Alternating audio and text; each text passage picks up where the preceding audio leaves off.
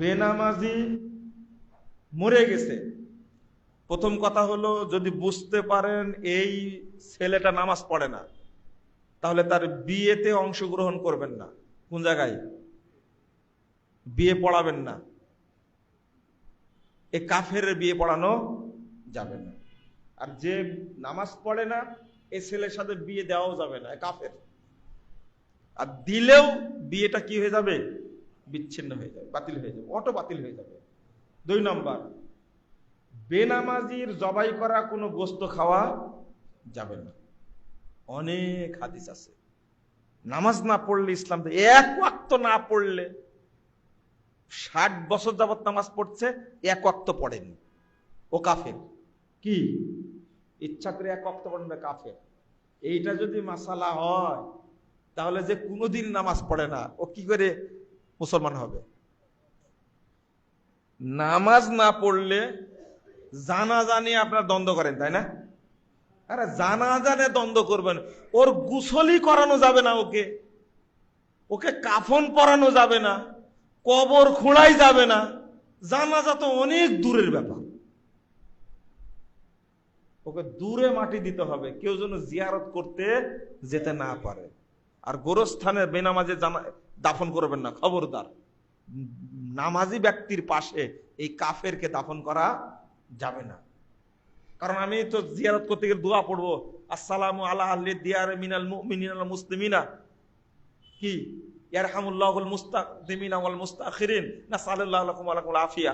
এই দোয়া পড়বো কার জন্য? মুমিন মুসলিমের জন্য। ও কাফেরের জন্য দোয়া করব? ও কিসের কুরবানি? ধূমপান করুক, নামাজও যদি পড়ে তাও কুরবানি চলবে, বুঝছেন তো? কিন্তু নামাজ না পড়লে কোনো কিছুই চলবে না। কুরবানির চামড়ার টাকা মসজিদে দান করা যাবে কি না? কুরবানির চামড়া ফকির মিসকিনের হক, এদেরকে দিয়ে দেবেন। ফেতরা 2 শ্রেণীর মানুষ পাবে। কয় শ্রেণীর? 2 শ্রেণীর। গ্রামের যারা মিসকিন দরিদ্র মানুষ আর ফকির, এরা পাবে। মিসকিন ফকির পাবে। এটা 8টা ভাগে ভাগ করতে হবে না, কিন্তু এটা ভুল মাসালা। রাসূল সাল্লাল্লাহু আলাইহি সাল্লাম নবুয়তের 40 বছর আগে কি নবী ছিলেন?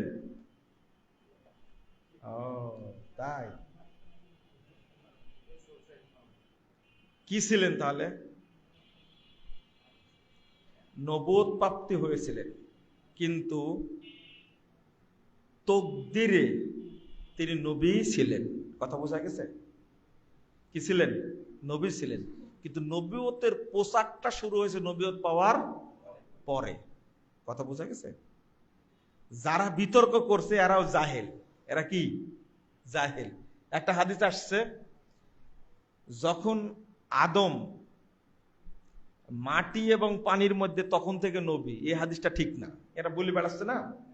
যদি বলে দিত এটা যে আমি নবী আগে থেকেই, মানে আপনাকে আরেকটা জিনিস বলি, অনেকগুলো জাল হাদিসকে বৈধ করার জন্য বলা হচ্ছে যে নবুয়ত পাওয়ার আগে থেকে, জন্মের পর থেকে নবী। এই কথা বলা হচ্ছে কেন জানেন? ওই যে আদম আলাইহিস সালাম 300 বছর কাদার পরে দেখলেন আরশের পায়ার সাথে কি আছে? লেখা আছে লা ইলাহা ইল্লাল্লাহ মুহাম্মাদুর রাসূলুল্লাহ। তখন আল্লাহ রাসূলের ওসিলায় আদম মাফ চাইলেন, আল্লাহ ক্ষমা করে দিলেন। এটা হলো জাল হাদিস। কথা বুঝতে পারেন? এইগুলো বৈধ করার জন্য কথাগুলো বলছে। রাসূল নবুয়তের দায়িত্ব পেলেন, 40 বছর প্রচার শুরু করেছেন, কিন্তু তকদিরে কি ছিলেন? নবী ছিলেন না। কয়দিন পর্যন্ত কুরবানি করা যায়? 4 দিন পর্যন্ত করা যায়। 10, 11, 12, 13, কয়দিন হলো? 4 দিন। একজন ব্যক্তি কয়টি কুরবানি করতে পারে? 100, 200, 300 করতে পারে। আপনি বলবেন 2টা করতে পারে কিনা, তাই না? ওই জন্য একবারে বলে দিলাম। কয়টা? যত পারে করতে পারেন কুরবানি। কুরবানি কি সবার জন্য জরুরি না? যারা অক্ষম তারা কুরবানি করবে কেন? ঋণ নিয়েও কুরবানি করা যাবে, যার ঋণটা পরিশোধ করার কি সম্ভাবনা আছে, করে দেবে, কোনো সমস্যা নাই। এটা তো ফতোয়া আমরা দিয়েছি। অমুসলিমকে কুরবানির গোশত দেওয়া যাবে কি না, চাইতে আসলে দিয়েন, ইচ্ছা করে দিবেন না। জি, প্রতিবেশীকে দিতে হবে, অমুসলিম বলেছে, ইচ্ছা করে দেওয়া যাবে না, বললাম তো।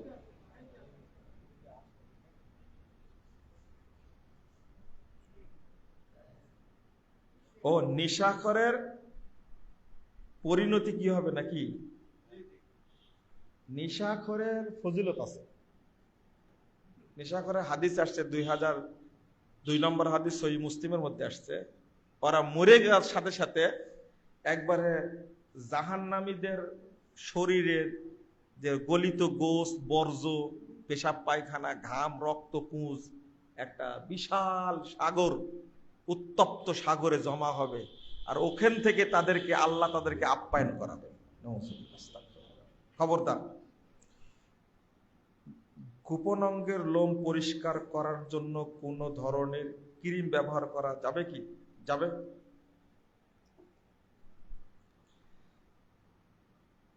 আসসালামু আলাইকুম, আপনাকে তাহেরি হুজুর অকথ্য ভাষায় গালি দিয়েছে। আচ্ছা, তাহেরি নামটা যে উল্লেখ করেছেন আপনি, আপনার কি শরম লজ্জা আছে? নাউজুবিল্লাহ, মসজিদের মধ্যে এইরকম একটা ব্যাককুলের নাম উচ্চারণ করেন আপনি? তওবা তওবা তওবা, সি তওবা তওবা। আপনারা কোনটা?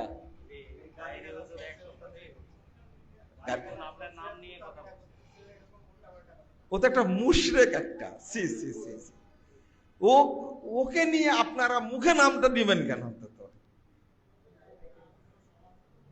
এরা যারা, প্রত্যেক মানুষের কিছু ভক্ত আছে, বুঝছেন তো, এ পথভ্রষ্ট একটা লোক, এ না কুরআন জানে না হাদিস জানে, হ্যাঁ, এটা তাজা একটা মুশরিক, মানে এমন ভাবে বলছে, ও যে বলেন না আল্লাহর ধন নবীরে দিয়ে আল্লাহ গেছেন গায়েব হইয়া, নবীর ধন খাজা পেয়ে শুয়ে আছেন আজমিরে, কেউ ফিরে না খালি হাতে খাজারে তোর দরবারে। এরা তো আল্লাহকে গায়েব করে দিছে, নিশ্চিহ্ন করে দিছে।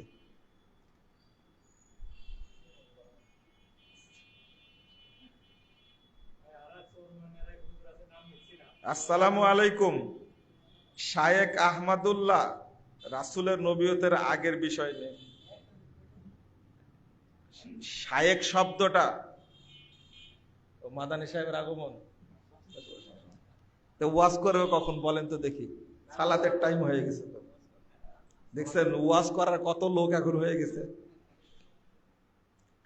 শায়েখ শব্দটা সবার নামের শুরুতে বসান আপনারা। শায়েখ কে জানেন? হ্যাঁ, শায়েখ কে?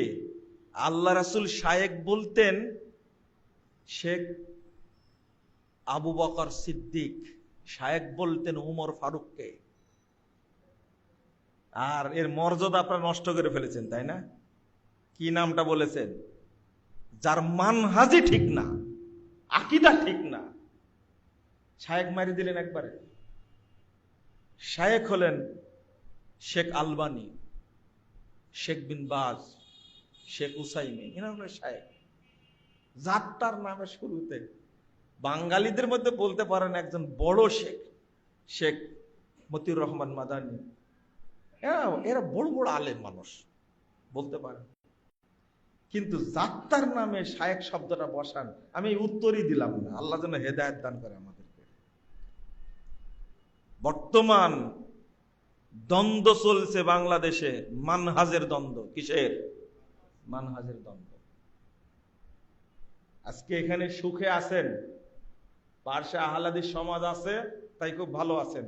এই যে সব দেখার মাথাগুলো আছে, মসজিদ তৈরি করতে পারছেন, সালাত আদায় করতে পারছেন।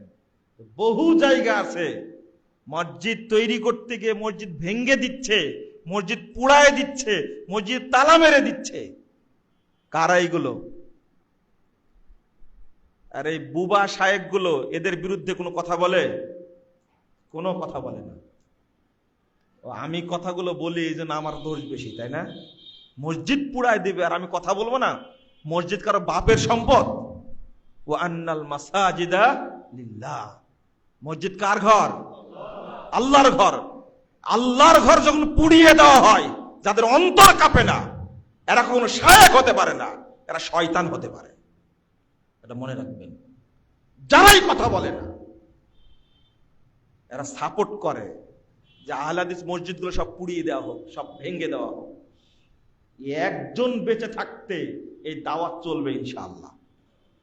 অত সহজ না। শেষ বেলায় রাগাই দিলেন। আমি কোরআনের হাফেজ, আলহামদুলিল্লাহ, আমি শুদ্ধভাবে কোরআন পড়তে পারি। তাহলে একজন অকারী ইমাম যার তেলাওয়াত ঠিক না, তার পিছনে কি আমার সালাত হবে? অকারী তেলাওয়াত ঠিক না, তেলাওয়াত ঠিক না বলতে কি বুঝেন আপনারা? এটা হলো 1 নম্বর বিষয়। তেলাওয়াত ঠিক না বলতে কি বুঝায়? তেলাওয়াতে ভুল হলে সুজদা লাগে? বলেন দেখি, উত্তর দেন আগে। লাগে? লাগে না। এরকম কোনো হাদিসও নাই। ইমাম ভুল করলো সুজদা লাগে, এরকম কোনো হাদিস নাই। তাহলে কোন ভুল হলে সালাত নষ্ট হবে বলেন তো দেখি? এইটাই তো বুঝেন না, তাই না? এটা হলো মাদ মাখরাজের টান ভুল হলে কি সালাত নষ্ট হবে? না বলছেন কিন্তু জানেন না, এমনি হুজুকে বলে দিচ্ছেন, তাই না? মদ মাখরাজ না, ভুলের কোয়ালিটি আছে কয়েকটা। এমন ভুল যে অক্ষর বলার কারণে অর্থ চেঞ্জ হয়ে যাবে, এই রকম ভুল যদি হয়ে যায় তাহলে সালাত হবে না। এটা আমরা উল্লেখ করেছি ফতোয়ার সাথে। তো এইরকম যদি ভুল হয়, যার তেলাওয়াত ভালো তিনি কি করবেন? ইমামতি করবেন। ঠিক আছে, তিনি কি করবেন? ইমামতি করবেন, এটা নিয়ম। আর যার তেলাওয়াত কম, অশুদ্ধ, সে ব্যক্তি সালাত পড়বে না। যার তেলাওয়াত ভালো তিনি সালাত করবেন। জাযাকুমুল্লাহ খায়রান। আমি কথা শেষ করে এরপরে চাচা কথা বলবেন 1 মিনিট 2 মিনিট। আমি শেষে বলতে চাচ্ছি যে আমরা আসলে অনেক বিপদ ও মুসিবতে থাকি। বিপদ মুসিবত বলতে সে আপনারা কেউ কেউ মনে করতে পারেন যে আড়ানি বাজার মসজিদ এটা তৈরি করা কোনো ব্যাপার, যে মুজাফফর একটু চেষ্টা করে, তাই বলেন না? কত বড় বড় বিল্ডিং তৈরি করছে। আচ্ছা, বিল্ডিং যারা তৈরি করে দেয় তারা কি তদারকি করে না? কতটুকু কাজ হলো? মনে করেন 10টা ফ্যান দিল, ফ্যান 10টা কিনে দিলাম কিনা সেটাও তারা খোঁজ নাই। বুঝতে পারলেন? কেনা হয়েছে কিনা ছবি তুলে দিতে হয়। 10টা ফ্যানের দাম 3000 টাকা করে হলে কত? 30,000 টাকা। যদিও গতদিনে ফ্যান কিনেছি 50টা, দাম নিছে 4500 করে এই মসজিদের ফ্যান। তো 30টা ফ্যান কিনলাম, ও 30,000 টাকায় দিলেন। ফ্যান লাগানোর মিস্ত্রি লাগবে না? টাকা লাগে না, তাই না? ফ্যানটা ঢাকা থেকে আসতে টাকা লাগবে না? দিয়েছে কে? কত দিয়েছে? 30ই দিয়েছে। বাকি টাকাটা কি করতে হয়? আমাদেরকে ফিল আপ করতে হয়। আসলে মসজিদ তৈরি করা বলেন, মাদ্রাসা তৈরি করা বলেন, এটা তো কনস্ট্রাকশনের কাজ, কোটি কোটি টাকা লাগে। আর এরপরেও এর যে পার্ট খরচ, লেবার খরচ, এইগুলো পাওয়া যায় কোথায় থেকে? আমরাও বিপদে থাকি, বুঝছেন? এরপরে প্রতি মাসে কত লাখ টাকা বেতন দিতে হয়? সব মিলে বেতন আসে 15-16 লাখ টাকা। আর আপনারা একটা মসজিদের পিছনে ব্যয় করেছেন সারা বছর মিলে কত লাখ? 51.5 লাখ। আমার 3 মাসেই তো লাগে সেটা, তাই না? তো আসলে একটা প্রতিষ্ঠান চালানো খুব জটিল। আর মসজিদ তৈরি করে ফেললেন, একবারই খরচ করলেন। আমার কি খরচ একবারের? এরপরে বিভিন্ন জায়গায় বিভিন্ন খরচ করা লাগে। মুকাররম তো মনে হয় কিছু অর্থ সহযোগিতা করেছে, তাই না? আসছে না কিছু? তো ইনশাল্লাহ আপনাদের মসজিদ হবে ইনশাল্লাহ, হবে, আল্লাহ করে দিবেন ইনশাল্লাহ। কিছু না করতে পারলেও দোয়া তো করে দিতে পারি। এই যে আজকে বলতে পারলাম মিডিয়ায়, এক ভাই বলছে যে মসজিদ আপনাকে উদ্বোধন করতে হবে। কেন? আমি যে কুদাল মেরে আসছিলাম তাই, আর মসজিদ হয়ে গেছে। তো বলছে যে আপনি না করলে মসজিদ উদ্বোধনই শুদ্ধ হবে না। কেন? পরে বলছে একজন লোক এই মসজিদ তৈরি করার জন্য 25 লাখ টাকা দিছে, তাকে আমরা চিনি না, মোবাইল নাম্বার দিয়ে দিয়েছেন আপনি ফেসবুকে, ওই নাম্বারে ফোন দিয়ে টাকা দিয়ে দিছে। চিন্তাই করতে পারে আমি জানি না, ওরা মসজিদ তৈরি করে আমাকে দাওয়াত দিচ্ছে।